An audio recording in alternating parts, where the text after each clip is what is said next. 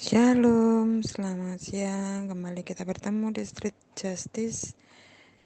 Di sini saya mau mengisahkan tentang kehidupan saya sehari-hari, di mana saya mendapatkan pengalaman-pengalaman yang membuat saya belajar tentang kehidupan. Beberapa minggu kemarin saya ditelepon sama kakak saya, bilang kalau dia tidak makan 3 hari di kos-kosan. Padahal kakak saya punya anak, punya mantan istri 2 kali. Yang pertama punya rumah 4, punya mobil, dan itu ditinggalkan karena dia menikah lagi dengan wanita lain. Yang itu dibelikan 2 buah rumah, mobil, dan juga sepeda motor. Di sini mau saya bagikan pengalaman bagaimana kisah hidup yang sangat miris, mungkin perjalanan hidup yang tidak bisa mengontrol diri atau gimana. Jadi sehingga di masa hidupnya dia bekerja keras seperti itu dan akhirnya tidak mendapatkan apa-apa di hari tua.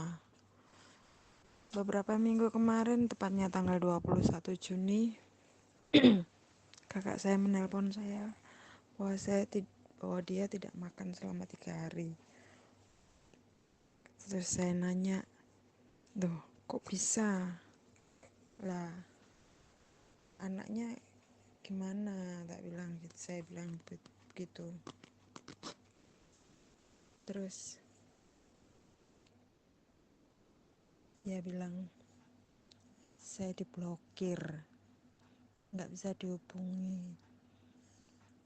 Jadi saya bingung, loh kok bisa?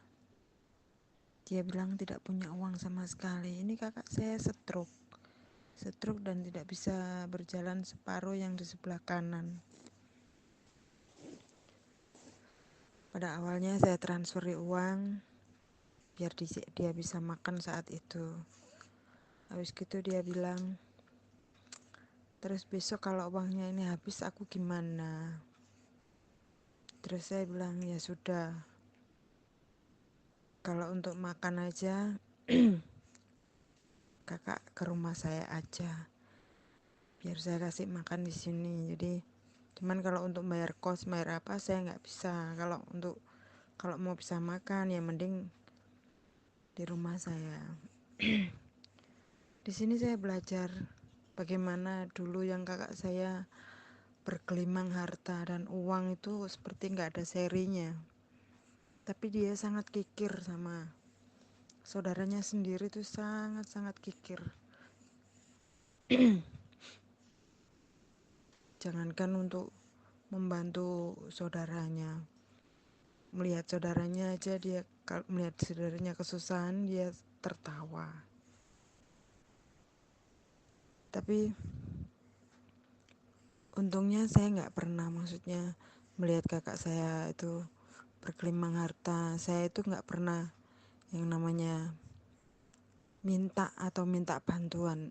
Dari masa saya kecil sampai saya berumah tangga, meskipun saya jatuh bangun, tapi saya belum pernah minta bantuan sama saudara-saudara saya atau keluarga saya.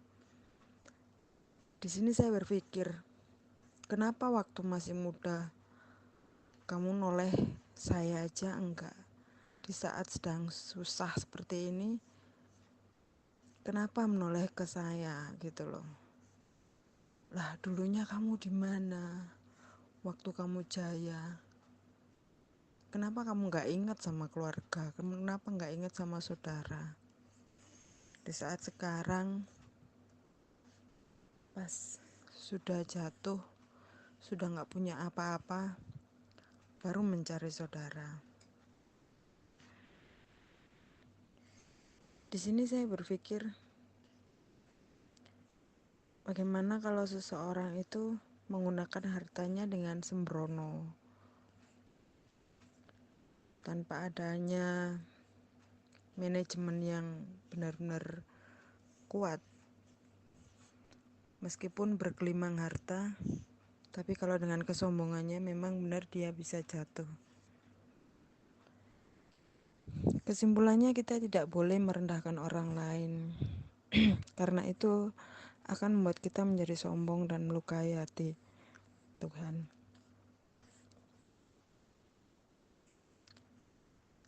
Dengan menampung kakak saya tahu bagaimana menjadi orang yang nol, nggak punya apa-apa. Jadi saya bisa melihat dari perjalanannya dia yang masa mudanya seperti itu, bergelimang harta, kemana-mana pakai mobil ganti-ganti, dan setelah masa tuanya stroke dan dibuang oleh istri. Sebercanda itukah hidup? Saya sempat berpikir perjalanan hidup saya juga enggak mulus dan juga enggak seindah yang orang-orang lihat gitu. Perjalanan saya juga sama, jatuh bangun.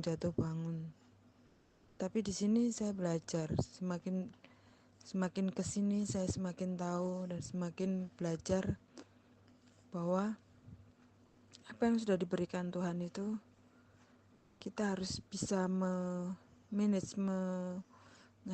dengan baik. Kalau enggak, kita akan hancur dan di masa tuanya kita tidak akan punya apa-apa. Bapak sering mengajarkan kepada kita bahwa kita harus merancangkan dan juga melaksanakan gitu ya, menabung itu untuk tujuan masa tua. Di sini banyak sekali saya belajar bagaimana saya mengerti dan mengenal tentang kasih, mengerti tentang hidup. Mungkin kalau untuk ukuran saya, seandainya saya itu belum ada di komunitas ini, mungkin saya berpikir kok enak enake jaya-jayae nggak pernah lihat aku, kok sekarang wes udah nggak ada apa-apa, nol, nggak ada uangnya nyari aku. Saya belajar dari sini, dimana di komunitas ini saya diterima dengan kedua tangan terbuka, dengan kasih. Di situ saya belajar bahwa kita harus benar-benar membuka kedua tangan kita apapun keadaannya. Meskipun sebenarnya kalau kadang-kadang kalau terlintas gitu sakit, karena saya dulu pernah dihina, diketawakan karena ketidakberhasilan saya waktu saya masih rumah tangga dengan si A, si B. Saya nggak bisa berhasil seperti dia yang kaya raya, punya rumah banyak, mobil banyak, anaknya sekolahnya sampai S2. Tapi saya bersyukur dengan keadaan saya sekarang. Tuhan sangat luar biasa. Meskipun saya nggak sekaya raya saudara saya, tapi saya melihat sekarang ini saya jauh lebih beruntung daripada dia. Saya memiliki anak-anak yang perhatian sama saya. Saya masih memiliki tempat di mana saya bisa berteduh. Tuhan luar biasa merancangkan kehidupan saya. Meskipun saya orangnya liar, saya nggak gampang belok-belok pikiran saya. Tapi kalau saya melihat keadaan saya sekarang dibandingkan dengan saudara saya, Saya sangat-sangat mengucap syukur sekali.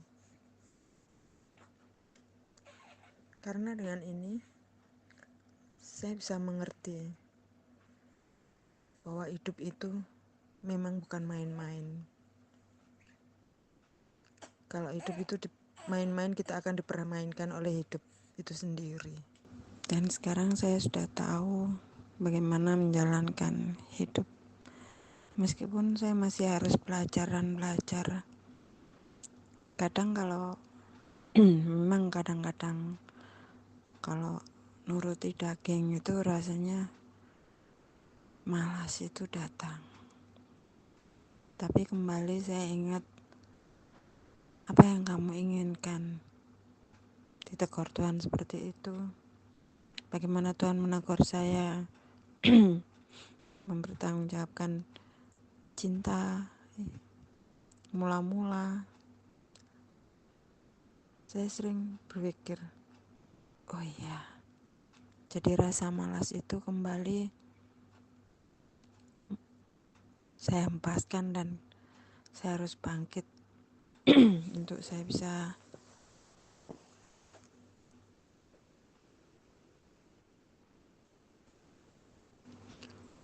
bisa menjalankan hidup dengan benar, mengalahkan daging meskipun rasanya sangat-sangat berat sekali. Tapi di sini saya bisa mengerti bagaimana saya harus menerima apa yang dulu membuat saya sakit dan orang yang pernah menyakiti saya. Saya harus menerima, meskipun kadang hati kecil saya itu mengatakan menolak gitu ya. Tapi di sini saya belajar, di komunitas ini saya belajar bagaimana Tuhan itu tidak pernah memilih-milih. Tuhan hanya melihat hati. Dan di sini saya belajar supaya saya bisa menata hati saya yang sakit menjadi orang yang mengasihi atau mengampuni. Gitu.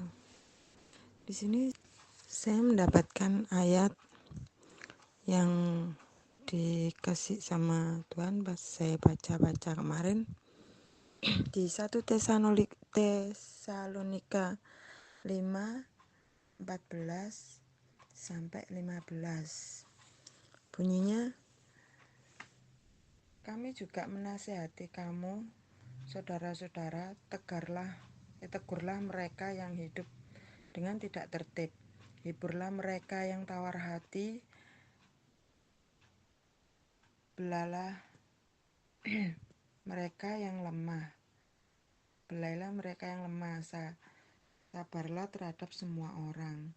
Perhatikanlah supaya jangan ada yang membalas jahat dengan jahat, tetapi usahakanlah senantiasa yang baik terhadap kamu masing-masing dan terhadap semua orang. Demikian firman Tuhan. Dan ini saya dapatkan di sini. Ini mengingatkan saya akan kejadian-kejadian itu. Hendaklah aku menjadi sabar. Hendaklah aku harus menghibur orang yang tawar hati. Karena kakak saya sudah mulai putus asa dan rasanya dia pengen bunuh diri. Bagaimana nggak pengen bunuh diri dengan kejadian seperti itu di hidupnya yang di masa mudanya seperti itu, sekarang menjadi seperti ini, menjadi nol. Saya berpikir, ya memang hidup itu pilihan. Kalau memang kamu milihnya salah, ya akhirnya di akhir hidup kita itu kita masuk jurang. Ini tugas saya menghibur kakak saya setiap hari agar dia punya kekuatan kembali, punya semangat kembali untuk hidupnya. Saya sudah mengingatkan kakak saya untuk terus berjuang, jangan langsung berhenti stuck sampai di situ. Dan ini adalah sudah bulan yang ke-10 dia sakit stroke dan tidak ada perubahan sama sekali. Saya yang setiap hari harus membangunkan dia, suruh olahraga, suruh apa, supaya dia punya tujuan hidup lagi. Ya, saya minta dukungan untuk saat ini. Mungkin ada kelanjutannya nanti kalau saya ada kesaksian lagi. Dan sekarang saya mengucapkan terima kasih banyak untuk kesempatan hari ini. Saya kembalikan kepada pemimpin. Semoga apa yang saya saksikan ini bisa menjadi berkat buat kita semua. Terima kasih, Tuhan memberkati.